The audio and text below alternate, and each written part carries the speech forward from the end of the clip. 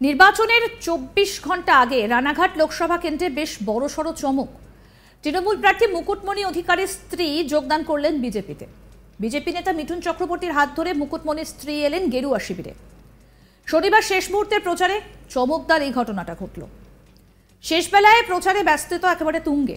শনিবার রানাঘাট লোকসভা কেন্দ্রের বিজেপি প্রার্থী জগন্নাথ সরকারের হয়ে ভোট প্রচারে আসেন বিজেপির তারকা ক্যাম্পেনার তথা বিজেপি নেতা মিঠুন চক্রবর্তী। এদিন হেলিকপ্টারে আসার কথা থাকলেও পরবর্তীতে তিনি সড়ক পথেই নদিয়ার রানাঘাট লোকসভা কেন্দ্রের তাহেরপুরের নেতাজি মাঠে আসেন। সেখানে জগন্নাথ সরকারের হয়ে ভোট প্রচার করেন মিঠুন চক্রবর্তী। আর সেই প্রচারের মঞ্চে রানাঘাট লোকসভা কেন্দ্রের বিজেপি প্রার্থী জগন্নাথ সরকারের উপস্থিতিতে মিঠুন চক্রবর্তীর হাত ধরে বিজেপিতে যোগদান করলেন রানাঘাট লোকসভা কেন্দ্রের তৃণমূল কংগ্রেস প্রার্থীর স্ত্রী স্বস্তিকা ভুবনেশ্বরী। কিছুদিন আগেই মুকুটমণি অধিকারীর সঙ্গে বিবাহ বিচ্ছেদের একটা কথা উঠে আসে। সূত্র মারফত জানা যায় সেই বিবাহ বিচ্ছেদের প্রক্রিয়া চলছে। এখনো পর্যন্ত খাতায় কলমে তৃণমূল প্রার্থী মুকুটমণি অধিকারীর স্ত্রী স্বস্তিকা ভুবনেশ্বরী। তাই ভোটের আগে তৃণমূল প্রার্থীর স্ত্রীকে বিজেপিতে যোগদান করিয়ে এক বড়সড় চমক তৈরি করল বিজেপি। এদিন মঞ্চ থেকেই স্বস্তিকা ভুবনেশ্বরী জানান তিনি সজ্ঞানে এবং নিজের ইচ্ছেতেই বিজেপিতে যোগদান করেছেন। শোনাবো কি বলছেন স্বস্তিকা ভুবনেশ্বরী অর্থাৎ মুকুটমণি অধিকারীর স্ত্রী, শুনুন। আমার এটাই বিশেষভাবে পাবলিককে বলার, বিশেষভাবে জনতাকে বলার, জনতার কানে এটা তুলে দেওয়া যে আপনারা মোটেই মুকুটমণি অধিকারীকে যে শাসক দল থেকে মানে স্টেটের রাজ্যের শাসক দল টিএমসি থেকে দাঁড়িয়েছে মুকুটমণি অধিকারীকে দয়া করে একটাও ভোট দেবেন না, দয়া করে আপনারা আমার মতন ঠকবেন না। আমি গত বছর যেমন মুকুটমণি অধিকারী লিগালি ওয়েড ওয়াইফ, লিগালি ওয়েড স্ত্রী। গত বছর 28শে মে রেজিস্ট্রি করে আমাদের বিয়ে হয় এবং তারপরে উনি আমাকে ছেড়ে চলে যান। রেজিস্ট্রির দিনে ওই যে রেজিস্ট্রি করলেন, এলটিআই দিলেন আর সাইন করে চলে গেলেন রেজিস্ট্রারের সামনে শপথ পাঠ করে। সেই যে চলে গেলেন তারপরে আমাকে বিয়ে মানে ওয়াইফ হিসেবে স্বীকৃতি দিতে অস্বীকার করেন। তারপরে বিবাহ বিচ্ছেদের ব্যাপারে প্রেশার ক্রিয়েট করেন। তো বিবাহ বিচ্ছেদের ব্যাপারে প্রেশার ক্রিয়েট করেন এবং অবভিয়াসলি অনেক পরিমাণ ডাউরি, অনেক পরিমাণ যেটা দহেজ পণ, অনেক পরিমাণ ডাউরি চান। তারপরে লোককে বলে মানে আমাকে বলে এইরকম প্রেশার ক্রিয়েট করে যে বিয়ের ব্যাপারটা যেন কেউ জানতে না পারে, ডিভোর্স করে দাও, কেউ যেন জানতে না পারে, সামাজিক স্বীকৃতি দিতে অস্বীকার।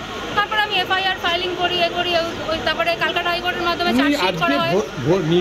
সেটাই আমার বিশেষভাবে লোককে বলার আছে। লাস্ট মোমেন্টে একটা যেমন হয় না, স্টুডেন্টরা লাস্ট মোমেন্টে পড়াশুনো করে, লাস্ট মোমেন্টে ভালো করে পরীক্ষার আগে খুব ভালো করে ব্যাপারটা যাতে মনে থাকে লাস্ট মোমেন্টে, সেটাই আমার বিশেষভাবে পাবলিককে লাস্ট মোমেন্ট পড়ার মতন, যেটা লাস্ট মোমেন্ট রিভিশন বলার আছে যে মুকুটমণি অধিকারীকে আপনারা যেন একদম ভোট দেবেন না, একটাও ভোট দেবেন না।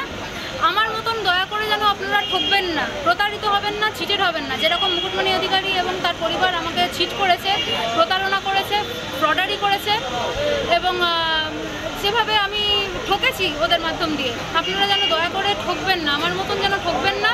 আপনারা মানে এই জনদরদি মানবদরদি সাংসদ যে সারা বছর ধরে আপনাদের দেখে আসে, যে আমাকে এত মেন্টাল সাপোর্ট দিয়েছে, আমাকে এত মানসিক জোর মনোবল জুগিয়েছে গত বছর থেকে, আপনারা যে সারা বছর কাজ করে আসে মাঠে ঘাটে, pure example of people's leader হচ্ছে নমুনা হচ্ছে জগন্নাথ সরকার।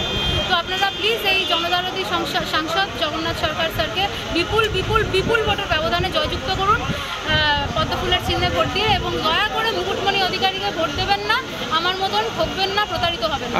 ওনার সঙ্গে কি ডিভোর্স হয়ে গেছে? একদমই হয়নি, পুরোপুরি বহাল আছে। আর এই যে ইন্ডিয়ান ল অনুযায়ী 18 মাসের আগে ডিভোর্স ফাইল করতেই পারবে না, 18 মান্থস, 18 মাসের আগে ডিভোর্স ফাইল করতে পারবে না।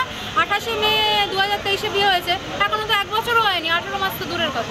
তুমি তো আগেও তো বিজেপিতে যোগদান করতে পারতে, কিন্তু লাস্ট দিনে লাস্ট চমক বলতে চাইছো তুমি, এটা হচ্ছে লাস্ট মিনিট চমক দিলে। জগন্নাথ সরকার স্যার এমনিতে গত বছর থেকেই আমাকে মানসিক সাপোর্ট, মানসিক জোর দিয়ে গেছে। সেই এফআইআর থেকে শুরু করে তারপরে যখন মুকুটমণি অধিকারী আমাকে ডিভোর্সের ব্যাপারে, বিবাহ বিচ্ছেদের ব্যাপারে প্রেশার ক্রিয়েট করে, মিউচুয়াল ডিভোর্সের ব্যাপারে, তারপরে সব ব্যাপারে প্রেশার ক্রিয়েট করে, তারপরে লোকে যেন জানতে না পারে, তারপরে এইসব স্বীকৃতি দিচ্ছে না, সামাজিক স্বীকৃতি দিচ্ছে না, কেউ যেন আমাকে জানতে না পারে আমি মুকুটমণি অধিকারীর ওয়াইফ। তখন জগন্নাথ সরকার স্যারই আমাকে মানসিক জোর, মানসিক বল জুগিয়ে গেছে। তো আমিও বলবো এইরকম ধরনের লোক, জনদরদি মানবদরদি লোক যে আমাকে এরকমভাবে মানসিক জোর বছর যুগিয়ে গেছেন এবং সারা বছর ধরে 5 বছর যাবত উনি যেভাবে মাঠে ঘাটে কাজ করে গেছেন, পিপলস লিডার, একদম purely example of people's leader হচ্ছে জগন্নাথ সরকার। তো আমি সেটাই বলতে চাই, লাস্ট মোমেন্টে যে আপনারা মুকুটমণি অধিকারীকে মোটেই ভোট দেবেন না, আমার মতন প্রতারিত তাহলে হয়ে যাবেন, তাহলে আমার মতন না, আমি বলতে চাইছি যে তুমি লাস্ট মুহূর্তে, এটা কি তোমার চমক? লাস্ট মোমেন্টে আমি নিজে ভোটের লাস্ট দিন তুমি জয়েন করলে, এটা কি তোমার চমক? আমি তো নিজে অনেকটা পড়াশোনা করেছি, আমি তো জানি লাস্ট মোমেন্ট রিভিশন কি হয়।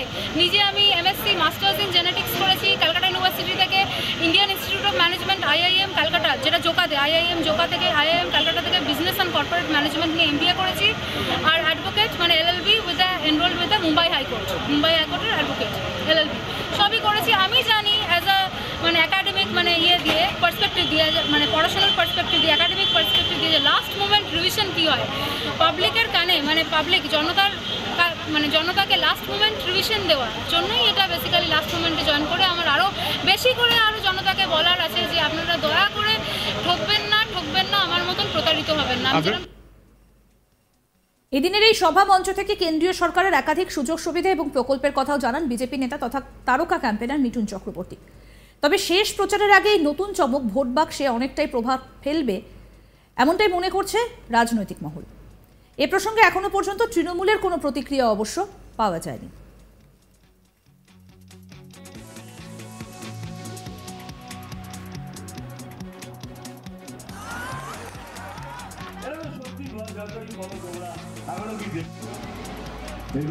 আমি বিজেপির স্বাস্থিকা ভুবনেশ্বরীকে ব্যাক করে দিলাম। একটু আগে শুনেছেন আমাদের অপোজিশনের যে ক্যান্ডিডেট আছে তার এখনো পর্যন্ত লিগালি স্ত্রী, তিনি বিজেপি জয়েন করলেন। সেই জন্য এটা খুব জরুরি, কেননা হয়তো ওনার হাতেই রয়েছে এটা। উনি যে এখনো লিখিত আমাদের যে অপোজিশনের আছে তার লিগালি মানে আইনগত এখনো স্ত্রী, সেটা থেকে কিছু বলতে চান? বলো এক মিনিট। মুকুটমণি অধিকারীর লিগালি রেজিস্ট্রি করা ওয়াইফ আমি, স্বাস্থিকা ভুবনেশ্বরী। ব্যাপারটা হচ্ছে গত বছর 28শে মে 2023 উনি আমাকে রেজিস্ট্রি করে। নির্বাচনের 24 ঘন্টা আগে রানাঘাট লোকসভা কেন্দ্রে বেশ বড় সড় চমক। তৃণমূল প্রার্থী মুকুটমণি অধিকারীর স্ত্রী যোগদান করলেন বিজেপিতে। বিজেপি নেতা মিঠুন চক্রবর্তীর হাত ধরে মুকুটমণির স্ত্রী এলেন গেরুয়া শিবিরে। আরও আপডেট পেতে দেখতে থাকুন আজ তাক বাংলার ইউটিউব চ্যানেল, সাবস্ক্রাইব করুন।